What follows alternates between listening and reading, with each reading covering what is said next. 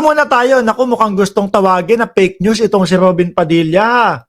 Gustong sabihan ng fake news itong si Robin Padilla. Bakit to mga bossing?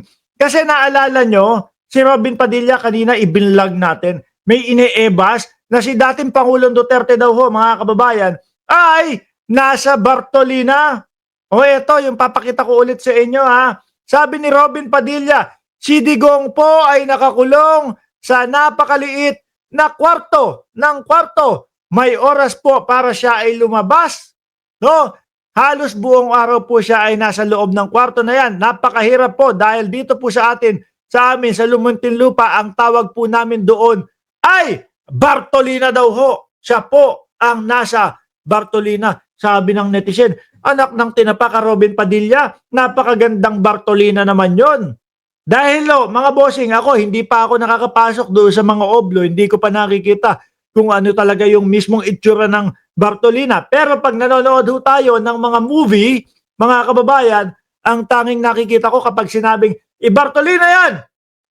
Ipapasok ho sa napakaliit na butas na pintuan at tapos yung pinaglalagakan po, napakaliit din. Kakapiranggot lang ho, mga kababayan. At talagang parang hindi mo nga maididiretso yung iyong paa sa loob kapag ikaw yung nandun. At madilim.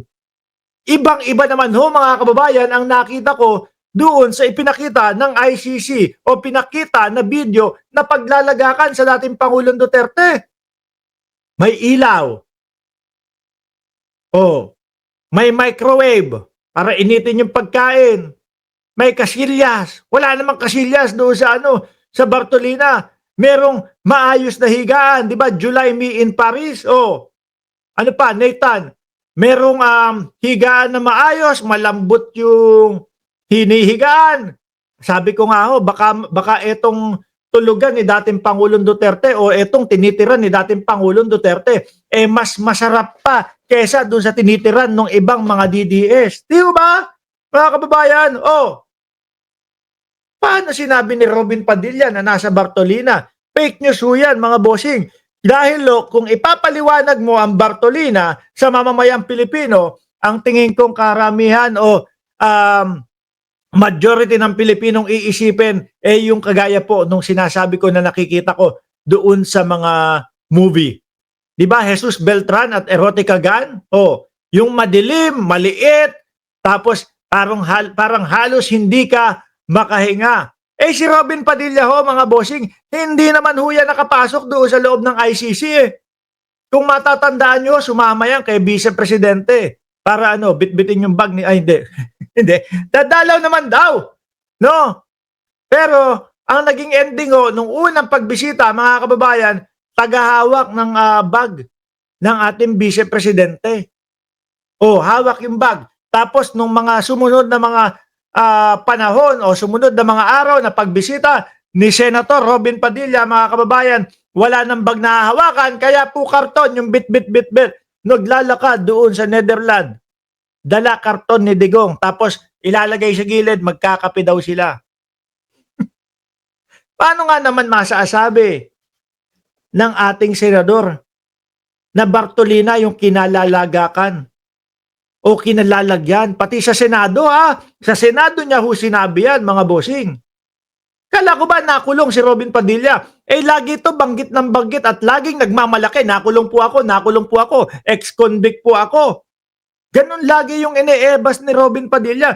Bakit to, mga kababayan, parang hindi niya alam yung Bartolina. Kasi kung makikita natin, yung regular na kulungan po, halos hirap ka na Di ba? Nagsisiksikan yung nagsisiksikan yung mga preso doon hindi makakilos yung iba Tapos, madumi talaga, madumi. Di ba? Sama-sama yung amoy ninyo. Ano pa kaya po yung Bartolina? So sabi ko, sigurado ako, yung mga shooting na ginaganap, baka isang parte ng mga kulungan at talagang kapag sinabi doon sa shooting na yon at sa palabas na yon, Bartolina! Yun talaga yung pinapakita. Diba? So fake news nga itong si Robin Padilla. At eto mga kababayan, diyan sa sinabi ni Robin Padilla mga bossing, inano yan, ano tawag dito? Kinontra ho yan.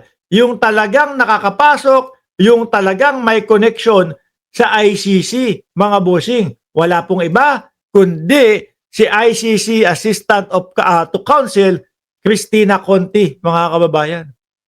Oh, ano sabi niya dito? Robin kinontra ni Conti, wala sa Bartolina, si Digong. Hilig niyo mag-fake news eh. Yung isa naman, yung Vice Presidente, ano sinabi? Well, siya ba yung may sabi, walang malay daw ang dating Pangulo? Meron naman, nauntog, nabagok. Lahat na yata ng ka-fake newsan nasa inyo. Biruin nyo ha, kayo Robin Padilla, matataas ang katungkulan ninyo. Senador kayo, Vice Presidente, tapos ganyan yung mga ilalatag nyo sa mamamayang Pilipino. Putrages na yan, fake news. Di ba? O eto mismo din, Robin Padilla kinontra ni Conti, wala sa Bartolina. Si Digong, siya po ay nasa Bartolina, sabi ni Robin. Wala po siya doong nakakausap, wala po siyang nakakakwentuhan. Ano yung mga dalaw?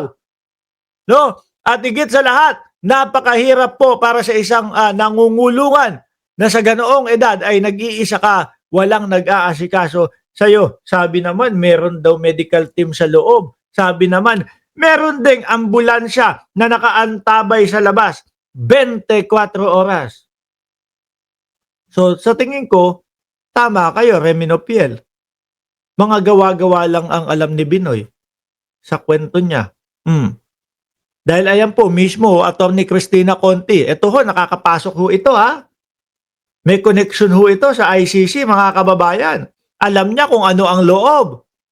Wala siya sa Bartolina. Disinformation ito. Anak ng tinapa, mga DDS. Senador ka, magpe-fake news ka ng ganyan. Vice Presidente ka, magpe-fake news kang ganyan. Magtataka pa ho nga ba tayo, mga kababayan? Biruin mo, yung dating Pangulo, nagpe-fake news din. Magtataka ba tayo sa samahan nila? Hindi na. Di ba? Ewan ko kung bakit nila sinasabi ito. Hindi mga nahihiya ho. Ito ako, sitwasyon ko, isang hamak na simpleng mamamayan at isang hamak na simpleng vlogger lang ho. Pero hindi ko maatim na mag-fake news. Hindi ko maatim na magsalita ng hindi totoo dito sa harap ninyo. Yan, tingnan nyo, kakaunti lang yung mga viewers natin, 259 lang. Pero, hindi kaya ng konsensya ko na maghatid sa inyo ng mga fake news kagaya ng ganito. Sabi ni Ma'am Maritel Musni, normal sa DDS yan, fake news.